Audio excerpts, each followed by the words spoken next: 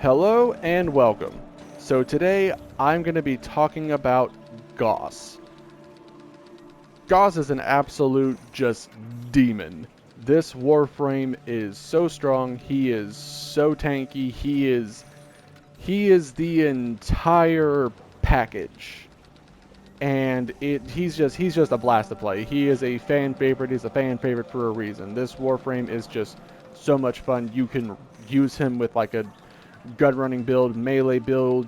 You can subsume energized munitions and just blow shit up. Like he's just so much fun.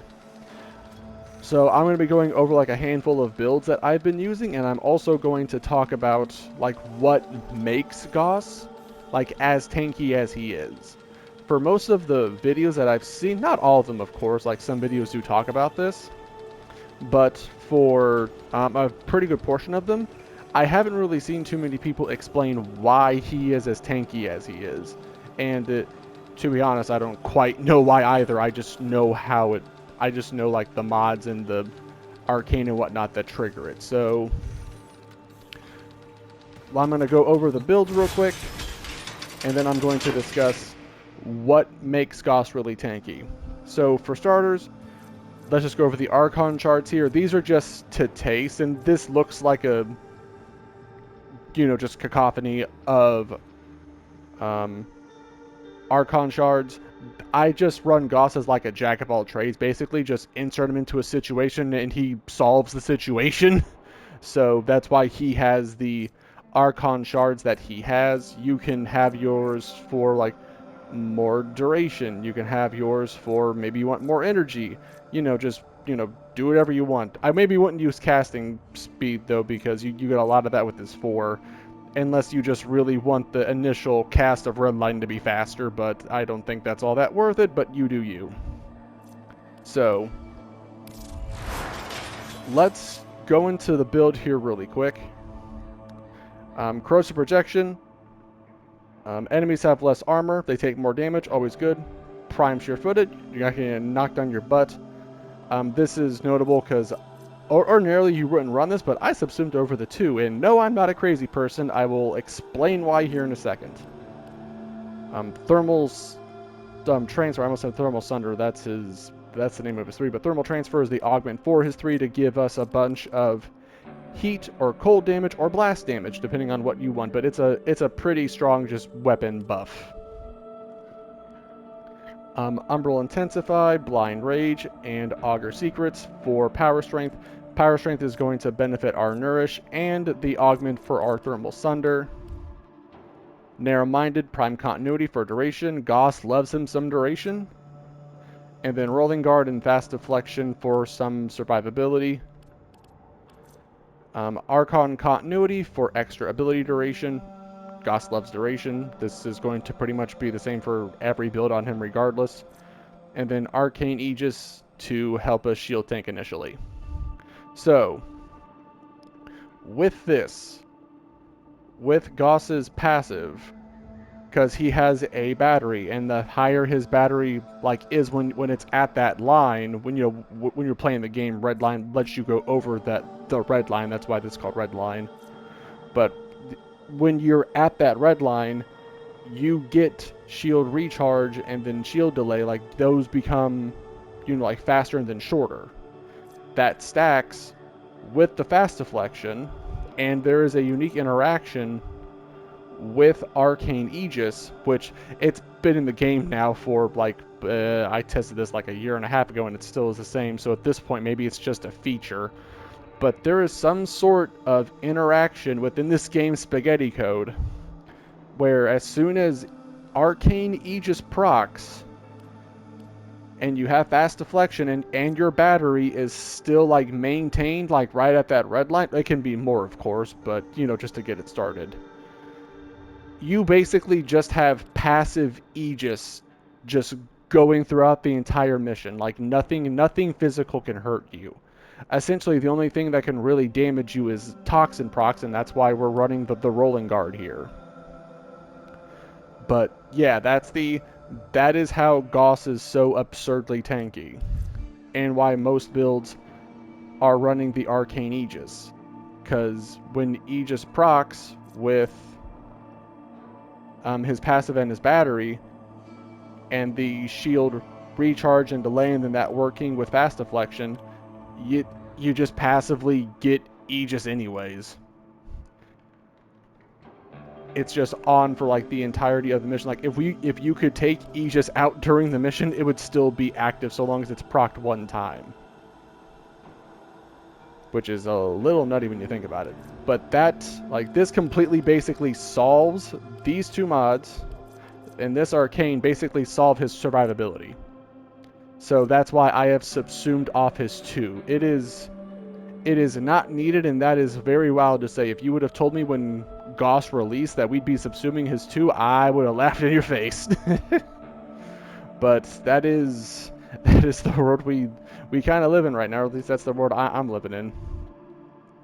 If you don't believe me, you're more than welcome to stick around and see me go into like a little 5-minute survival or whatnot for it, and I've gone for like much longer durations and been fine with these builds. But I'm going to go over the other 3 that I have here just to show off some of the stuff that Gauss can do that I was mentioning earlier.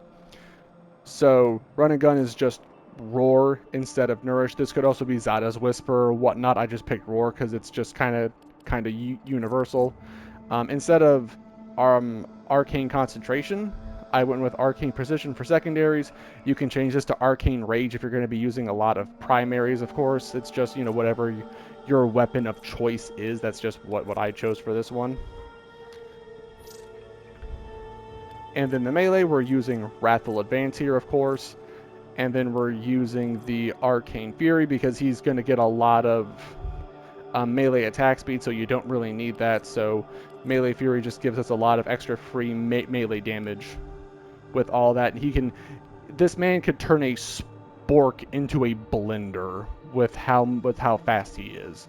So yeah, Gauss is a pretty damn good melee frame. And then this is the Hunter Munitions build that I was discussing earlier as well. So, or Hunter Munitions, Energized Munitions. So with this, you're going to want to pair this with an AoE weapon of your choice. Could be the Brahma, could be the Exceltra, his signature, could be just any fuck-off AoE weapon you want. And then with the Arcane Concentration here, you just want to use your 1, just use Mock Rush just to use an ability. Then trigger the Energized Munitions. Then you've got longer to just kind of spray and pray and do whatever you want and just nuke everything to hell and back. But the reason why this build doesn't use any type of power strength is because Gauss's build innately, like his abilities, don't really benefit from power strength. Now, you don't want to go negative power strength because then I believe that affects Redline and we don't want that. So just keeping it at like a baseline 100, that is where Gauss wants to be. The reason why all the other builds are well over 100 is because these subsume. And then Thermal Sunder, because of the augment, also helps with the power strength bonus that we get. So, yeah. Gauss at base? Not really. Gauss with a bunch of other fun stuff in him? Absolutely. But I'm going to be running the Nourish little setup that I have here, because this is primarily what I normally just run. Weapons don't really matter. He can just use whatever, so pick whatever you want. There's no weapons that have to be used. You can use whatever companion. You could use Worm if you want to try and... I'll show that off real quick, actually, since I've got the time. If you want to just make sure that you're not getting Toxin procced or anything, you can use Worm. So here's a little setup for that. If you don't want to use Corrosive for that, here's this to get some Viral if you're not using Nourish. Here's a Worm setup for you. Just something to get you going. There we go. I'm going to put this back to my dog because I like my dog. And for anyone curious, This is the build. He's just gonna do a lot of damage. He's just going to like punch things and they're just going to like disappear. You're gonna see just like strobes of just every element proc, and then just the Grenier just gonna be dead. But yeah, that is our boy Gauss. So let's do this survival and let's show this off a little bit.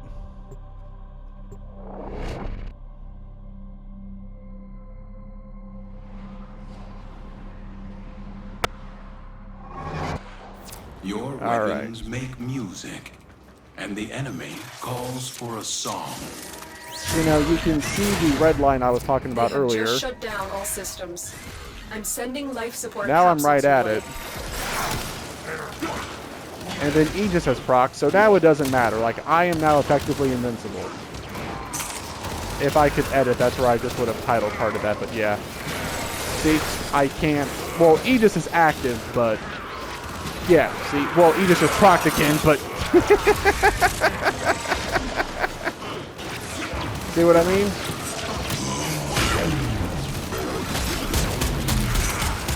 So... Yeah, that is how that works. They all could have been shooting me.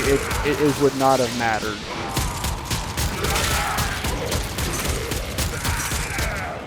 Alright, let's use red line here and let's get things going.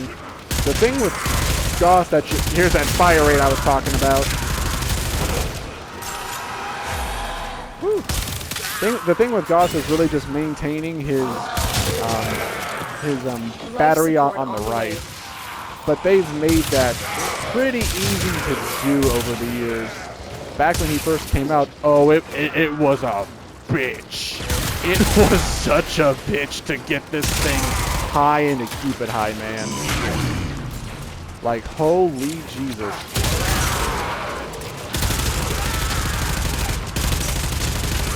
Alright, let's see here. Alright, so Aegis has ran out. So let's see here. Anyone want to attack me? Anyone at all? Will buy you more time. Anyone trying to do anything? Okay, that's magnetic proc. That's cute. Alright, anyone? No, I think these players are affecting it too much. But here's this to show off the blast.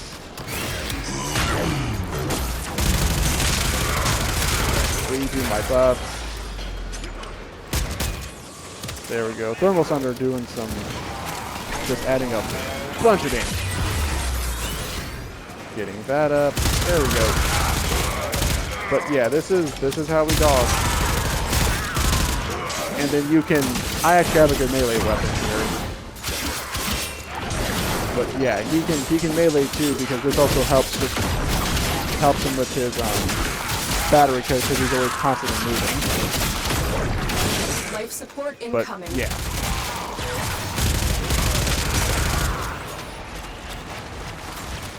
And then they got through my... They attacked my shield, but it didn't matter. Let me turn this off. See? Aegis is not active. You can see it. Aegis is not active. I repeat, Aegis was not active. But I was tanking all of that. Let me get my Robo-Dog up here. I just had to turn off Redline and slow it down for the game to actually showcase it, but yeah. But yeah, that's a perfect demonstration of what goes on. So long as you get that first proc of Aegis, you just can't really be damaged more or less. And Gonzo.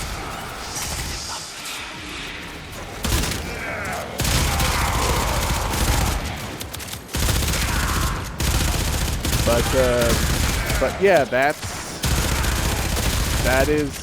how you survive with Gauss.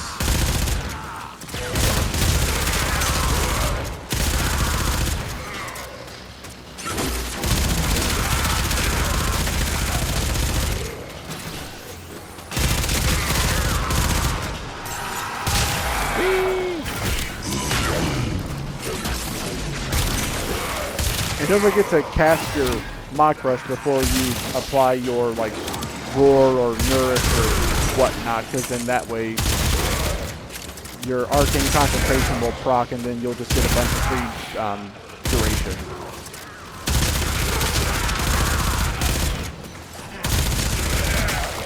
Woo.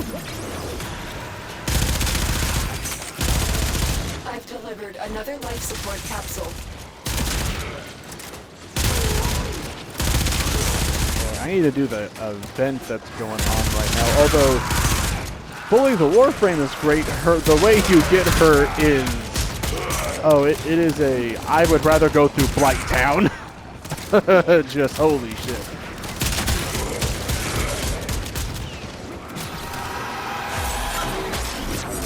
Open, there's like a strobe... Yep, there it is. The operative has just There's made the their first strobe discovery. of just elements Keep that up the good you work. see from Arcana. When we need it, the extraction is ready. Alright, we are going to just Mach Rush our way out of here. Mach. Alright, well, I hope you liked the video. I hope you learned something. If you're not a fan of Gauss, I don't know what's wrong with you, but give one of my builds a shot. I guarantee you're gonna like Gauss. Thanks for watching the video. I'll see you later. Bye.